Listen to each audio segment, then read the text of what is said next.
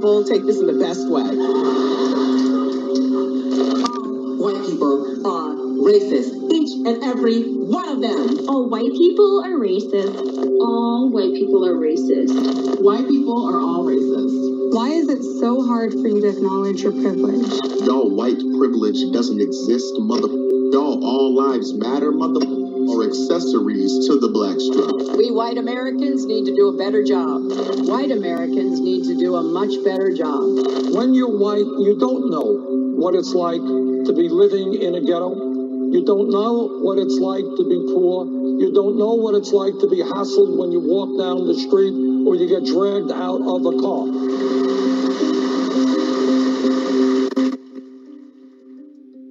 White privilege. It's everywhere you look.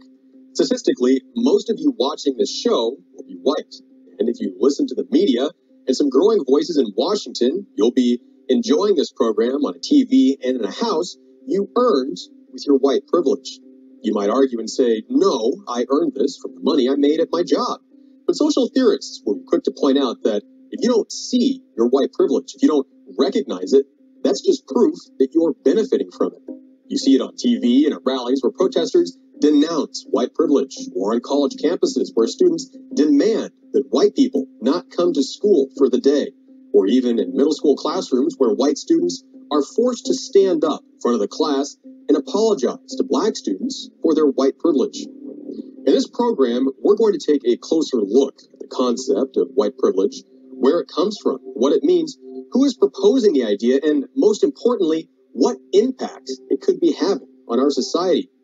Because the problem seems to be that by blaming white students specifically, or white teachers, or white police officers, or really targeting anyone at all, simply for the color of their skin, creates a double standard, and a standard that applies only to one race, regardless of who you are as a person or your achievements, is the very definition of racism. So exactly what is white privilege, and where does the idea come from? White privilege is a concept that the economic, social, and political institutions of liberal democracies like America benefits whites while disadvantaging racial minorities. So there it is in a rough outline, a system that inherently benefits white people while holding everyone else back. The basic concept got started back in the 60s, but really picked up steam with a paper written in 1987 by Peggy McIntosh, a white American feminist who's outspoken against racism.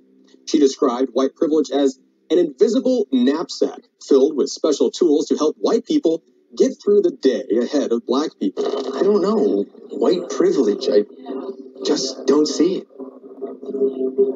You know what you need? What are these? White privilege glasses.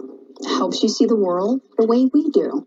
She gives examples of what white privilege means, from living in the company of her own race most of the time to going shopping without being harassed. She even claims it goes all the way down to finding bandages in flesh colors that match her skin tone. And even though she admits that her article is not a scholarly analysis, saying it's really just a collection of her own personal observations, her article has been cited thousands of times since it was published and is still being picked up and used by universities and social commentators even today. You don't have to worry about being monitored in stores just because the hue of your skin is a bit darker than most. You don't have to worry about being affected by negative stereotypes that have been perpetuated and ingrained so much into American society that people believe them to be fact. Despite its success, numerous critics have pointed out flaws in McIntosh's paper. I spoke to Spencer J. Case from the University of Colorado at Boulder, who wrote an in-depth analysis on the topic for Quillette magazine. Case critiqued McIntosh's theory that white privilege is an undeserved advantage, saying it tries to put people into one of only two camps. He goes on to say that simply being fortunate is not a crime, and that it doesn't mean that your good luck comes at the expense of anyone else. I think it's unsettling to think that there's now this worry that even things that seem to be going well for people might be morally tainted in a certain way. The fact that I'm not suffering, the fact that I'm doing relatively well is now the subject of all of this moral concern. And it adds a lot more potential for outrage that I think is not constructive. Case even explains McIntosh's examples of bandages is simply a matter of supply and demand, and that several companies don't represent our entire society. But McIntosh isn't the only one who's argued against so-called white privilege. Another outspoken critic has been Jane Elliott. What we have going in the presidency of the United States right now is an attempt, it's an attempt at racial cleansing. Elliott is an anti-racism activist and former school teacher who began stirring up controversy in the 1960s with a social experiment called Blue Eyes, Brown Eyes.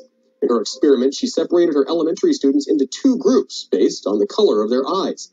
Brown-eyed students were treated as superior to blue-eyed students who were made to wear colored scarves and told that they were shifty, dumb, lazy. And I do exactly what we have done and what we have been doing in this country for the last 400 years. I discriminate against a group of students on the basis of the amount of melanin in their eyes. It's stressful to be overtly what we are on a daily basis in this country. We white folks on a daily basis in this country don't suffer from being discriminatory against people of color. It's only when we have to do it and realize we're doing it and have to do it overtly that it becomes a problem. But like McIntosh, Elliott's claims aren't without their problems either. Social experiments like this one suffer from bias in the presenter. In this case, Elliott assumes that skin color alone is the only cause of racial tensions, ignoring factors like crime or cultural differences. She also assumes that non-white people suffer universal discrimination and prejudice, exaggerating their mistreatment. Of course, this produces exaggerated results. And it's also worth noting that when she reversed the roles, the brown-eyed students were just as discriminatory towards other groups as the blue-eyed students had been to them. I talked to Professor Dan Demetrio, an ethicist and social political philosopher at the University of Minnesota, Morris. Identifying privilege doesn't show there's an injustice. Doesn't show it's just, but doesn't show it's unjust either. Dan points out that having a privilege isn't necessarily a burden on the rest of society. He says fighting against concepts like white privilege have grown into a crusade among certain groups, many of whom are on the left. He says critics of white privilege don't seem to be as concerned about all inequality, only what fits their own interpretation of injustice. If there's white privilege, fine, let's talk about it. But if we talk about white privilege and we don't talk about any other sorts of privilege, then it looks like there's some sort of agenda. But what's even more troubling than this double standard is one side's willingness to sacrifice everything else in the pursuit of their own vision of equality. Leftism in general is very concerned about equality. And the far reaches of the left, it has become a sort of religion of equality that places equality at the highest value, more valuable, more important than other things that usually work against value, one of which is freedom, one of which is excellence. So what about these double standards? Well, it's easy to dismiss something without taking the time to examine it. And all too often, that's exactly what happens in the media. White privilege has become one of the biggest buzzwords in our society, with leftist groups and politicians blaming it for everything from economic inequality to police brutality.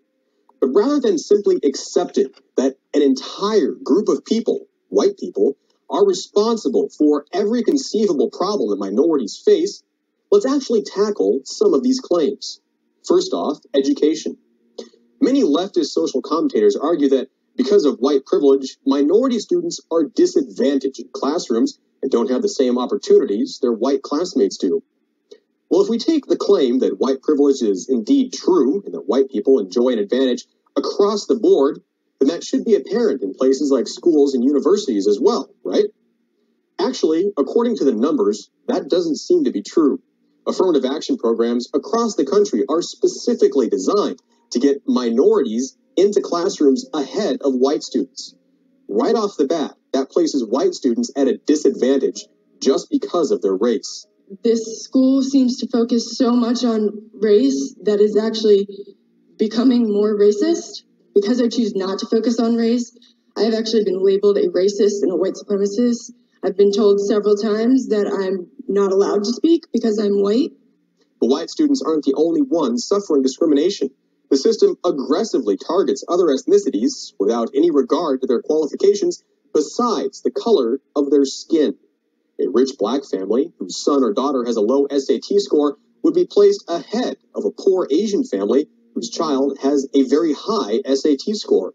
Affirmative action policies that favor, say, black applicants to medical school, which is hard to doubt at this point when you look at the average MCAT score of black applicants to medical school who are accepted in medical school as opposed to Asian applicants. Again, we have a black, white, Asian system where an Asian to get accepted into the same medical school on average will have to have a much higher MCAT score than a black applicant. So is that a sort of privilege that black applicants have over Asian applicants in the sense of an unearned advantage? So is it still white privilege to study harder and get a higher test score, but then be rejected for a position in a school simply because you're white or even Asian? In this situation, who actually has the privilege? But white students also face other forms of discrimination and racism that are much more visible than test scores. Teachers with leftist ideologies are increasingly taking it upon themselves to root out what they consider to be white privilege. That means tackling the source of the problem, white students. In Rockingham Middle School in North Carolina, 6th grade English language arts teacher Tarsha Clark, a black woman, tried a new approach to even out racial inequalities in her classroom. In May of 2017, Clark forced the white Christian students in her classroom to stand up and apologize to the minority students for their so-called white privilege. Parents, naturally, were outraged. When it become a good idea to attack a child at a school because they were white, or they were black, or they were straight, or they were Christian, or because they believed in something moral that they were taught at home. You see, I teach my child and my 2 older daughters family values, Christian values. I teach them not to judge somebody by the color of their skin, but by the color of their heart.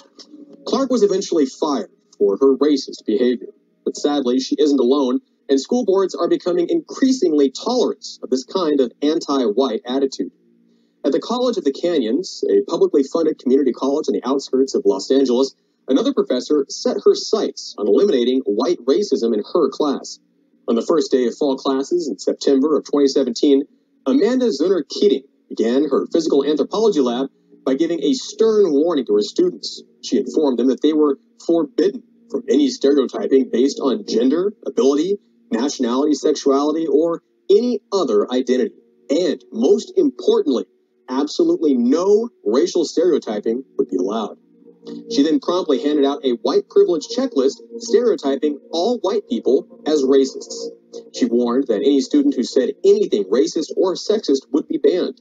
Students reported that they were afraid to even disagree with her for fear of getting a bad grade or being dropped from the class. Another example comes from San Diego State University. In September of 2017, sociology professor Day Elliott offered her students extra credit for filling out a white privilege checklist. Elliott asked students to provide examples of how their race gives them advantages, giving examples like, "I can be in the company of people of my own race most of the time." Elliott defended her checklist, which has been used by other universities as well, though critics, like Brandon Jones, president of the College Republicans, say it's just another attempt by the left to divide America. But perhaps the most high-profile case of anti-white racism in academia happened in May of 2017 at Evergreen State College in Olympia, Washington. Evergreen is the center of what turned into one of the biggest cases of discrimination and racism towards white students and faculty in our nation's history. Black activists decided to put a spin on a decades-old campus tradition and tried to kick all white people off the campus for an entire day. While white people were not forced to leave campus, they were strongly encouraged as an act of alliance with minority students. As a result, anyone who didn't leave was seen as an enemy of black and other ethnic members on campus. And in a bizarre twist of fate, a liberal and anti-racist biology professor who took exception to the segregation found himself vilified and condemned by both the left and black activists. Professor Brett Weinstein explained his experience during an interview with Joe Rogan. The core of it surrounds a tradition that we have at Evergreen called Day of Absence, and this tradition stretches back long before I was ever at the college. And some early faculty at our college decided that we should have a day that mirrored this event, and originally Black faculty and students, and then later people of color, would leave campus for a day to emphasize the role that they play in our community, and then they would later the tradition was amended and had a day of presence added to it where people would come back to campus. And then this year it was announced by the organizing committee that the situation would be reversed, and they asked white student, staff, and faculty not to come to campus. Weinstein said that suggestion did not sit well with him, and when he refused to go along with the school's racist, anti-white ideologies, the real trouble began. Weinstein wrote a letter to the faculty explaining that reversing the situation and demanding white people remove themselves from campus was not an appropriate response. My letter, I said that there was all the difference in the world between a population deciding to absent themselves from a shared space in order to highlight their role, and a population deciding to absent another population from a shared space, which I find unacceptable as a person, as somebody devoted to the gains of the civil rights movement. I should also probably say, as a Jew, when people start telling me where I can and cannot be, it rings alarm bells. The backlash from Black students and faculty was immediate and overwhelming. You said some racist. Can you apologize?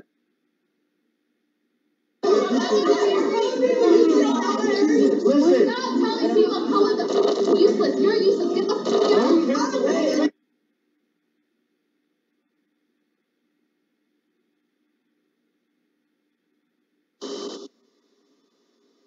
fuck out. Shouldn't come to school or you shouldn't come to work that day. Yeah, I totally agree with that, Professor. Like, who are you to tell me based on my race that I can't come to my place of employment because of this tradition? I think it's ridiculous, and then it just kind of makes everyone that doesn't agree with it or everyone that has an issue with it, it makes them racist. I didn't see anything that the professor said as racist. I mean, I agree with him. Like, who are you to tell me based on the color of my skin that I can't do anything? Conservative activist Antonia Okafor claims reverse racism is still racism and isn't justifiable as a reason for the recreational outrage seen from students at Evergreen College. Just because something bad and tragic happened for so many years does not mean that we have any license to do the same things to other people. It's racism, and we have to call it out as we see it, when we see it, and we have to do better. This is our chance to do better, not to do the same thing. But far from condemning the students responsible for these acts, the school has caved in and agreed to their list of demands, including mandatory sensitivity and cultural competency training for all faculty and staff. Following the event, Weinstein received a call from police warning him to stay off campus as mobs of angry students were hunting for him in offices and parking lots. While Weinstein hasn't been fired, he said he has had to relocate his family over fears for their safety. I spoke with political columnist and social commentator Autry Pruitt, who denounced the students, saying that they had lost perspective of the issue. Somebody on the right side of the aisle, somebody that's Caucasian, has got to be willing to look in the camera. I'm willing to look in the camera and say it, and say, sit your black butt down. You are paying to get an education. You're not paying so you can feel better. You're not paying so that individuals cannot stay home. You are paying so that everybody who can come to school and teach you something. R.C. Maxwell is a conservative political commentator who was viciously attacked by a liberal activist at a rally in Laguna Beach in August of 2017.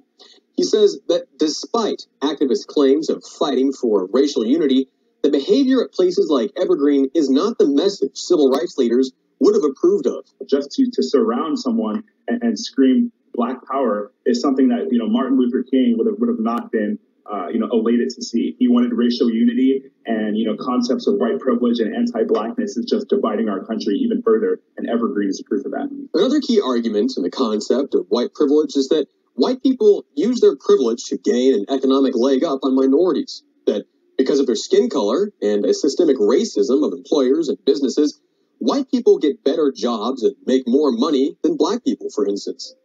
If that were true, white people would be making the most money out of all racial groups, right? Well, the numbers don't really support those claims either. The Institute on Assets and Social Policy did a study showing that while white Americans had a household income of $48,000 a year, they actually weren't the largest earning racial group. That distinction goes to Asians, who came in with an annual income of over $57,000 a year, nearly $10,000 a year more than the average white person. And while some social commentators claim that being black can keep you from getting the job you want, other experts say there's no basis to believe that racism is a systemic problem in corporate hiring practices. If you have, let's say out of 10 jobs, right, you have one racist hiring person, and they hire a person because said person is white.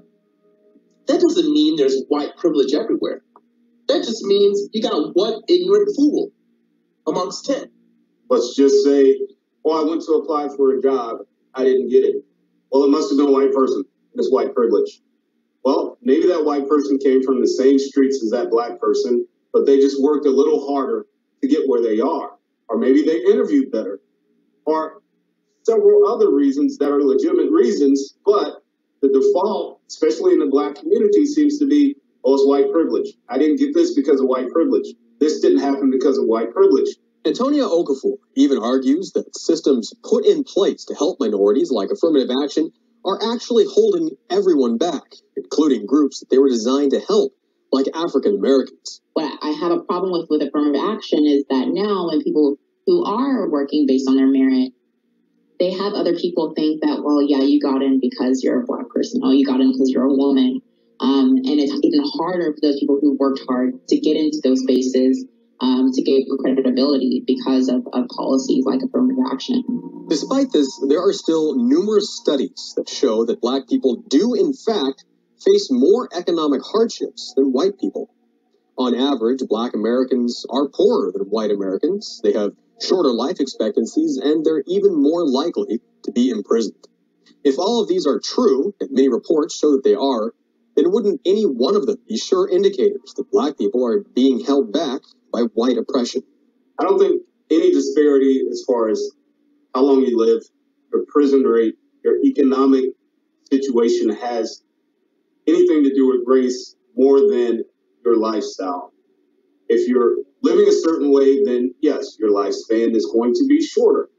If you're in a community where your crime rate is higher and there's shootings every day, like the city of Chicago, your lifespan may be shorter.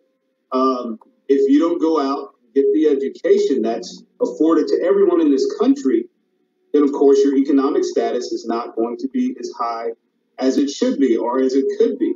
I mean, yeah, it's easy to say because I'm black, I didn't get this. But I'm a black person. I've never been arrested. I pray that I lived a long life.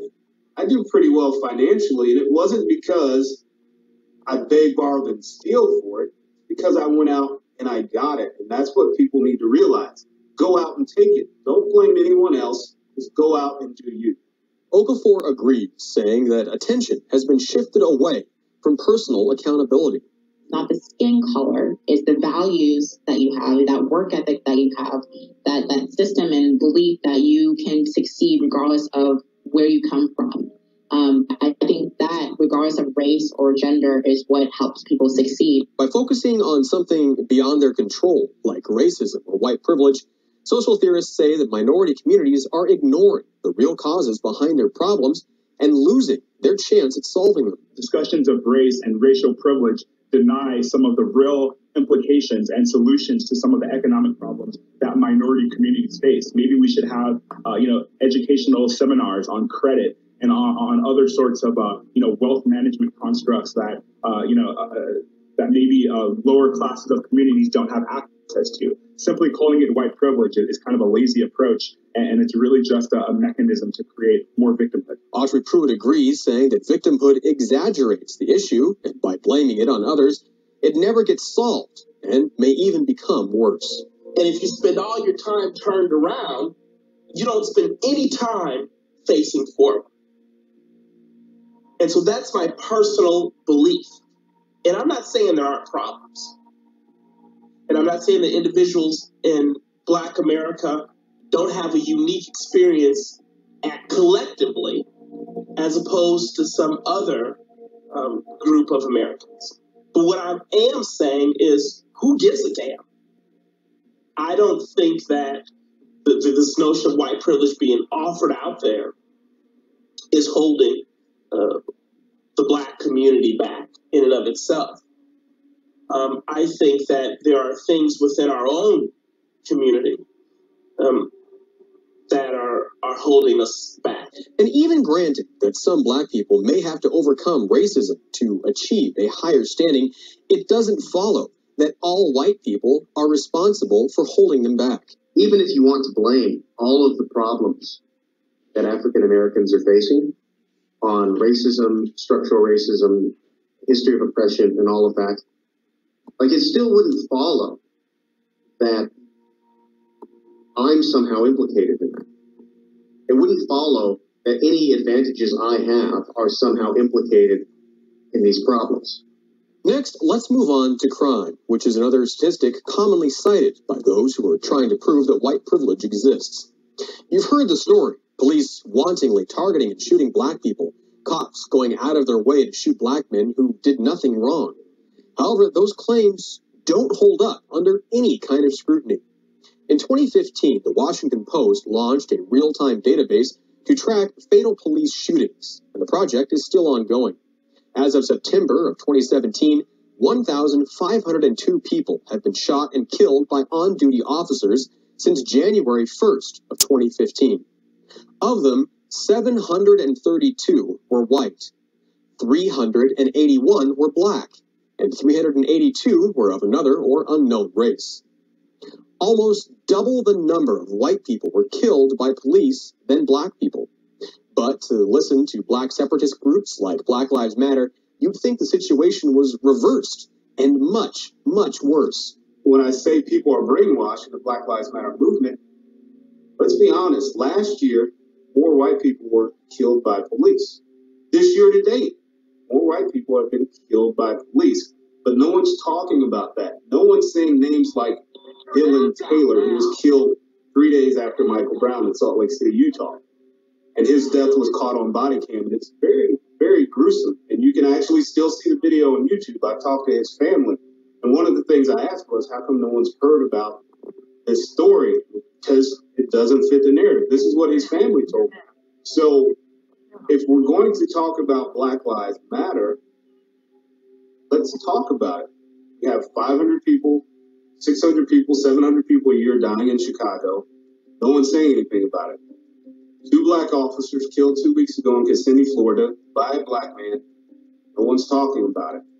Now, if those roles were reversed, that Black man was killed by those 2 officers, especially if they were white, there would still be protests and riots in Kissimmee, Florida right now, 2 weeks later.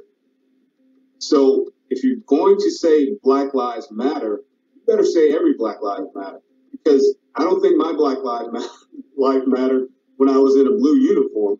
And I definitely don't think it matters now because I'm not going along with the narrative of what people think I should do because I'm a Black man. Critics point out that while police may be killing more white people, that's only because there are 160 million more Caucasians than African Americans in the United States. When adjusted for population, they claim that a Black suspect is nearly 3 times more likely to be shot by police than a white suspect. But even this argument fails to stand up to the facts. While African Americans make up just 13% of the population, they are responsible for far more violent crime than white people, committing over 50% of the homicides in the entire country. There were more total white people who were killed at the hands of the police than African Americans. When you take a look at the fact that historically, or at least on a data level, African Americans seem to be committing more crimes, that kind of ratio would seem to indicate that maybe cops aren't necessarily targeting African Americans. So while more Black people are proportionally killed by police, they are disproportionately involved in criminal activities. But this isn't the whole picture either. Numerous examples prove that during encounters with police, a black man is less likely to be shot than a white man, or even a Hispanic, in the same circumstances. Simply put, a black person is more likely to survive a confrontation with a police officer than a white person, regardless of population or crime rates. That's according to experts like Peter Moskos, a former Baltimore police officer and professor at John Jay College of Criminal Justice at CUNY. Moskos says that, quote, if one adjusts for the racial disparity in the homicide rate or the rate at which police are feloniously killed, whites are actually more likely to be killed by police than blacks. And according to findings by the Washington Post, white officers who are blamed by groups like Black Lives Matter for erroneously targeting African Americans are actually responsible for less than 4% of fatal shootings of unarmed black men each year. But the default, especially in the black community, seems to be, oh, it's white privilege. I didn't get this because of white privilege. This didn't happen because of white privilege. I got arrested because of white privilege. I've heard all of these things. There's more blacks in prison because of white privilege. I would argue that it's real simple, me being former law enforcement, don't get arrested and don't go to prison. It's that simple. It has nothing to do with skin color, but your own action. And in over 75% of the cases where an officer shot and killed an African American, the cops were either under attack or were protecting civilians. And what about Asians? Where do they fall into the mix? A vanishingly small amount of Asians are shot by police. Now, why aren't we talking about it? So, very few Asians are shot by police. Does that mean that there's Asian privilege in this regard? Does this mean that Asians are shot by police by percentage less than whites are shot by police? Does this mean that Asians have Asian privilege over whites? That Asians are more privileged even than whites? Asians are less represented in our jails and prisons than whites, who are less represented than blacks. Does that mean that Asians are even more privileged when it comes to the justice system in general? Maybe. It is well within the realm of possibility that Asians who are pulled over by police are treated better than even whites on average. All this evidence paints quite a different picture to the angry mob shown on other mainstream media networks protesting police violence and bemoaning the deaths of black people at the hands of police. Because according to the facts, that really isn't happening at all. Even famous cases like Michael Brown in Ferguson, Missouri, don't match up with media hype. We have this narrative that the mass media put out that no one stopped to think, to understand. I mean, let's look at what really went down. 9 minutes before Michael Brown was shot, he's seen on video committing a crime. He walks out of the store. He's told by Officer Wilson, just seconds before Officer Wilson knew about the robbery, hey, get out of the street. He ignored that order based on Michael Brown's friend, who was the witness. They continued to walk down the middle of the street. And within seconds, the description of the person who had just robbed the store came over the radio. Guess who was there? Officer Wilson. Guess what? He just happened to be white. He didn't wake up that morning and say, you know what? I'm going to go kill a 6'3" black male wearing khaki shorts, a red hat, and a white shirt. No, what happened was he got a call about a crime. Michael Brown fit that description, and it ended up being Michael Brown who had done the crime in the store. It had nothing to do with race, because you would have to assume, again, that Officer Wilson decided to wake up that day and go out and kill a black person, which wasn't the case. But where is this violence coming from? Where does the hatred and the anger for police begin? Well, many are laying the blame on the left for the depictions of law enforcement from groups like Black Lives Matter. Are black teens being emboldened to hate law enforcement as a result of depictions of law enforcement as racist in the mainstream media? And also I think you see the same thing, cops becoming emboldened to become scared in black communities because of racial violence that's been incited by groups like Black Lives Matter. So I think we're seeing the situation become intensified as a result of the mainstream media. But when you look at certain statistics, there are statistics that also point the other way. Experts who are critical of the mainstream media and Black Lives Matter say the problems that these groups are campaigning against are largely self-inflicted. So we got a problem, and the problem ain't white folks. It's not white folks. It's how we look at ourselves. 85% of it is the Democrat Party. You have had a media, you've had elites, and you've had Democrats since I can remember tell you you are a victim, tell us, I should say, tell me you can't do it. That is what you've had from the left in academia, and it still goes on right now. And it's not just violent crime that doesn't stack up. Other stereotypes don't live up to their claims either. Political commentator Ben Shapiro showed the concept of being pulled over for driving while black is fairly baseless as well. Well, if you remember back to the 1990s, there was a big hubbub. There was a settlement actually from the state of New Jersey in which the state of New Jersey was accused of discriminating against black drivers. Right? Black drivers were saying that they were being pulled over for no apparent reason. Well, the Department of Justice and the New Jersey Attorney General commissioned a study, and they clocked the speed of all the drivers. Instead of just assuming that everybody drives at the same speed regardless of race, which again was an evidenceless proposition, they actually went ahead and they looked at how do people drive in the state of New Jersey. Turns out that black people sped disproportionately. Blacks were 25% of all the people speeding and 23% of all the people getting speeding tickets. One thing that many seem to agree on is that it's not white privilege that's holding back the black community in America, but actually the very idea of white privilege that is working against them. That is, the idea that black people aren't responsible for their own fates or aren't capable of succeeding on their own. It really does marginalize people to think that there's this boogeyman, right, quote unquote, where it's white people in this case.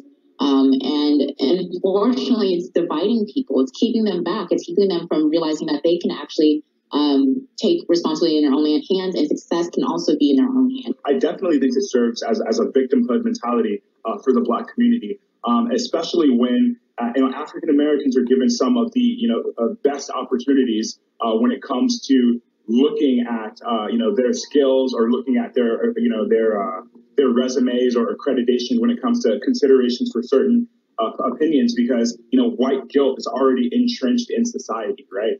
So my thing is, is white privilege a psychological imposition of victimhood on the black community? The obvious answer is yes, because I believe social labeling theory to be true. You can't simply wish in a concept into society such as white privilege without looking at some of the consequences that it may have on whole spread communities. So I know African Americans who on a daily basis, they think the system is rigged to hurt them because that's what some of their leaders and that's what some of white liberals are saying about their ability to access opportunity. Other experts agree, saying minorities like African Americans give up their own power for this idea of victimhood because it means they're no longer responsible for their own problems or fixing them. Chanel Helm, an organizer and chapter leader of the Louisville Black Lives Matter movement, published a list in August citing 10 things that white people owe to black people. The list included white people giving up their homes and turning over their inheritances to black people because they could make it back in other, quote, white privileged ways. Vincent Hill says that attitude is a big part of the problem. So anytime someone uses a crutch for their own shortcomings, they've already defeated themselves. Like anytime you say, oh, here's 10 things that you think white people should do for black people for free because it's owed to us, you're already defeating yourself because it tells me you don't want to go out, you don't want to get anything for yourself. So anybody, I don't care what color they are, can go out and fight for what they want and they can achieve it. But the second you say, well, I didn't get this because I'm black or he got it because I'm white, you're defeating no one but yourself. That's it. But shedding light on these misconceptions is only a part of the issue. Dealing with the public response to white privilege is a whole different matter. Despite the evidence against these claims, the mainstream media is perpetuating the idea that minorities in America, like black people, simply can't get ahead no matter what they do. We shouldn't be characterizing this as simply white privilege because I think that there are many glaring examples across the United States of black people who have been able to succeed, people who've been able to rise above and access social mobility from classes that they weren't able to access when they were born. So, America is still the land of opportunity. It's the land of upward mobility. White privilege is simply a lazy way of answering some of the problems the Black community faces, which I think starts with a Black family and a nuclear family, which on a sociological level has proven to lead to more success. That kind of victimhood is still a pretty strong message, and groups who accept these claims, like Black Lives Matter, aren't shy about voicing their protest. That's the danger about this, is that we don't want another generation of people who feel like they're owed something. And we also saw that it's not just with Black people. Looking further ahead, we find yet another double standard. The Southern Poverty Law Center is a well-established extreme left organization that has made it its mission to track hate groups across the country.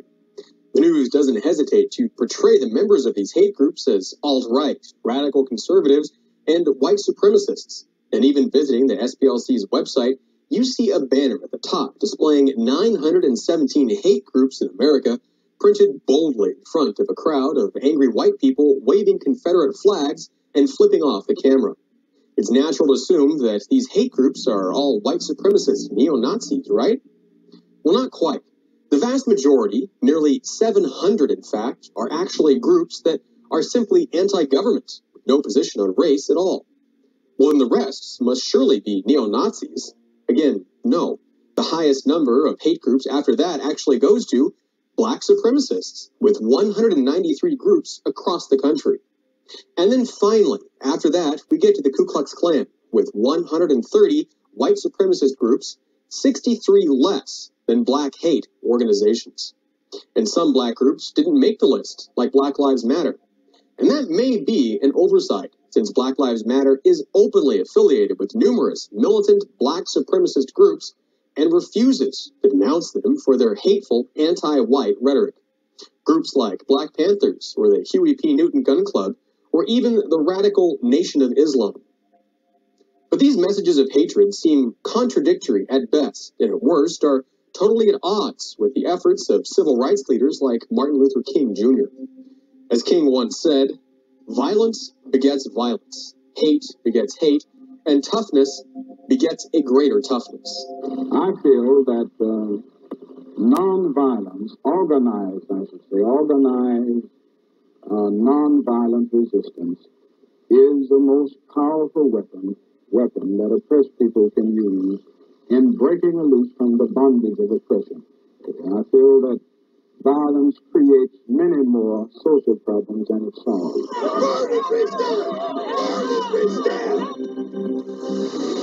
Burn that monster down. White people will no longer be the majority. People of color will be the dominant majority in this country. Break this!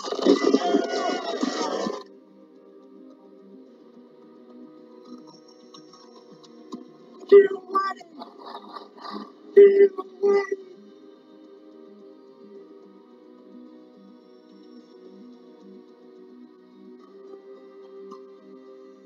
I think we need to stop thinking of people as this collective group and that everybody is the same. I think that's the whole reason why Martin Luther King Jr. marched and did what he did, is because he wanted us to judge people based on the content of their character, not their skin. And we have to do that on both sides. We have to really live that dream that he had, that he marched for in Washington. Martin Luther King openly denounced groups like the Black Panthers and the Congress of Racial Equality, saying that they isolate Black people and stirred up anti-Black feelings among others. King said the Black Power slogan suggested Black supremacy and encouraged anti-white anger that should not prevail. And what's even more strange is that many of these Black supremacist groups are literally identical to the white groups they oppose. The only difference is the color of the people they're angry at.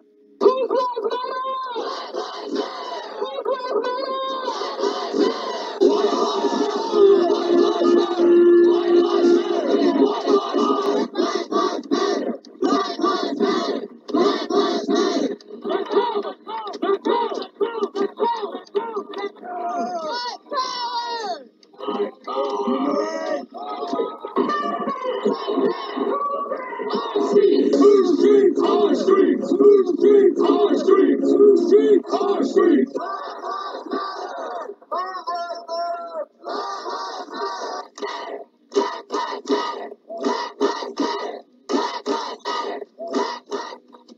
America today, we're seeing a shift away from the efforts to create equality between races and instead create a new system of racial superiority, one which denounces anyone who's white. I can't be racist by definition. Look that up in the white folks dictionary. How can I be racist? I've never told anyone where to live. I've never told anyone what kind of jobs to have. I've never kept anyone from going to a school, out of a restaurant, or drinking from a fountain. I've never lynched anybody. So how can I be racist? Black people can't be racist. Prejudice, yes, but not racist. Racism describes a system of disadvantage based on race. Black people can't be racist since we don't stand to benefit from such a system. We've been floating this country on credit for centuries, and we're done watching and waiting while this invention called whiteness uses and abuses us, burying black people out of sight and out of mind while extracting our culture, our dollars, our entertainment like oil, black gold, ghettoizing and demeaning our creations and stealing them, gentrifying our genius, and then trying us on like costumes before discarding our bodies like rinds of strange fruit. Supporters of groups like Black Lives Matter say it's impossible for black people to be racist. But evidence shows that not only is it possible, but that black people are being encouraged by these groups to take up arms against any perceived threats. Among many notable cases, one that stands out is that of Micah Xavier Johnson. Johnson was an Army veteran, and in July of 2016, he shot a dozen police officers in Dallas, Texas, killing 5 of them. Johnson was black and told hostage negotiators that he wanted to, quote, kill white people. He didn't say he wanted to kill bad people.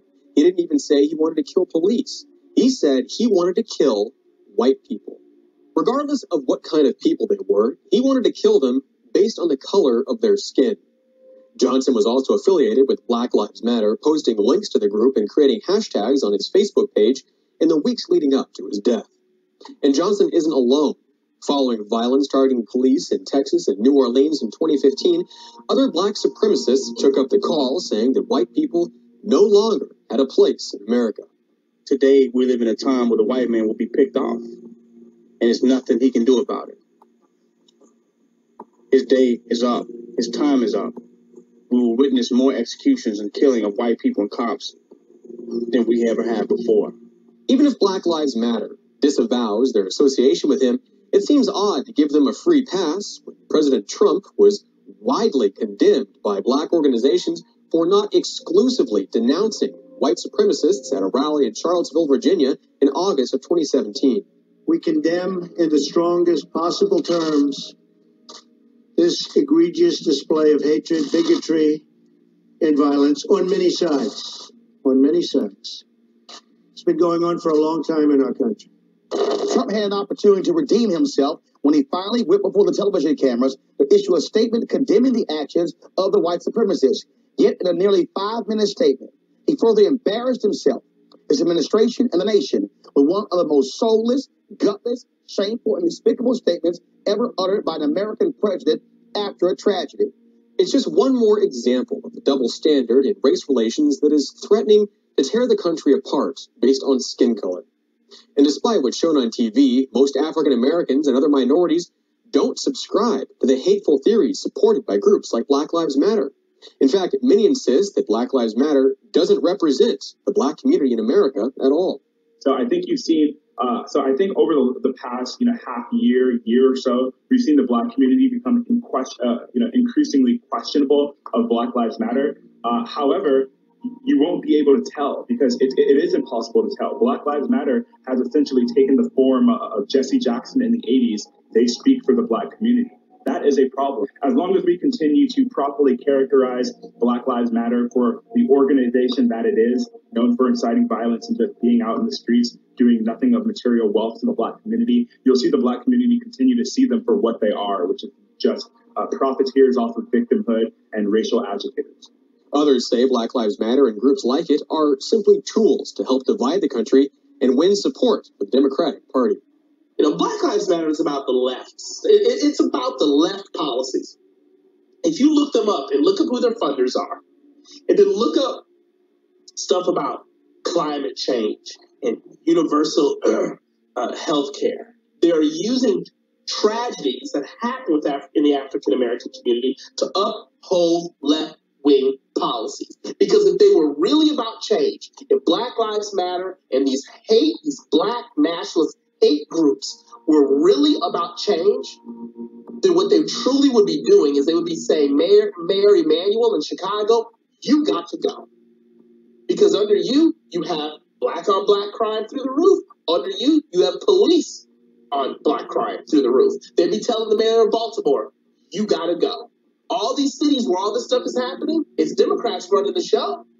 So if they were so much about empowering blacks and leading blacks towards a change, then they would be leading them against the Democrat Party. But they're not. They're leading them towards the left. And that's a message many on the left seem more than happy to pick up and carry. Take, for instance, Sally Boynton Brown, the executive director of the Idaho Democratic Party and a former candidate for the DNC chairmanship in 2017. During a speech in January of 2017, Brown launched into an attack on white people, denouncing white privilege. My job is to listen and be a voice. And my job is to shut other white people down when they want to interrupt. My job is to shut other white people down when they want to say, oh no, I'm not prejudiced. I'm a Democrat. I'm accepting. My job is to make sure that they get that they have privilege. Brown's message isn't isolated. This is a growing theme among many politicians and figures in the media. It's about money. It's about entertainment. Liberals are okay with black folks as long as we're doing a jig for them. Liberals are okay with African Americans as long as we're rapping, we have doohickeys on our head, jeans down, and we're shot dead in the street to make a point, a political point. But while this attitude resonates with some, many say Sally Boynton Brown's message and the messages of those like her is misguided and is simply an attempt to earn more votes from people of color. Ironically, is most of the time it's from other white people, it's from white liberals especially, who have this mentality that, they're doing something good for these poor minority people and who just can never succeed without our help. It's that white guilt, basically, that, we're stuck in the 50s and 60s era where they feel like it's upon them to be able to help us as black people, as minorities, as people of different of a different gender or protected class, right, that needs to be protected. To continue to insist that white people do not face racism in America seems to fly in the face of all evidence and common sense. But it also misses the point. White or black, there is a growing double standard that is forcing a deeper and deeper divide between Americans of all colors.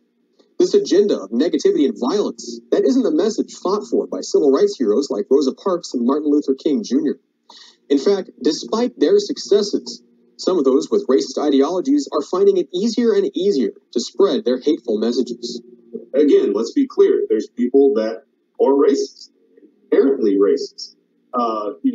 But now you see people saying we need to take down this statue, and one person posted it, and a million people have seen it in 5 minutes. So it just makes that problem look a lot bigger. Others disagree and say the divisive rhetoric is having a real impact. Racism is actually worse than it was 10 years ago. Racism is worse because it's now no longer racism, what we traditionally see, right, from white people to black people. Now it's worse in the fact that there are people who are being racist from the other side, who are black or Latino or what have you, and they have permission to be racist to other people, to white people. But again, racism is not the point. Messages of hate are spreading through this country at an alarming rate. But the efforts of groups like Black Lives Matter, or from teachers in classrooms separating their students, blaming children for things they don't even understand, none of this is helping bring our country together. What happened to I Have a Dream? Basically, Black Lives Matter is just another racial hate group. And that really, it hurts me to say it. It actually hurts me to say it. I've read what they've written, man. I've read their stuff that they published, that they put out, that their leaders write. And it's repugnant. Double standards have never proven to help societies live peacefully together. Racial segregation, giving permissions to one race and denying them to another, only serve to separate and divide. Terms like racism have become political tools, weapons to use against groups of people that conveniently invalidate anything and everything they have to say, whether there's a basis for the claim or not. A term like racist has been redefined so that the bar for being a racist is so low that you couldn't possibly help but trip over it. So now we come back to the question we began with. Does white privilege exist? Do white people carry around an invisible knapsack of abilities that are theirs and theirs alone? Well, perhaps. Perhaps there are certain advantages conferred on certain Americans simply because of the color of their skin. But the real question becomes, does it matter? It seems evident that if there is white privilege, there is also black privilege and Asian privilege and privileges to every group of people in this nation, even American privilege. If white people have privileges they were born with and didn't earn, then black people have the privilege of being an American, of living in the most prosperous country in the history of the world. That gives them advantages over people in Africa or the Middle East, whose countries are racked by war and famine. Do they owe them anything for being born with these unearned privileges?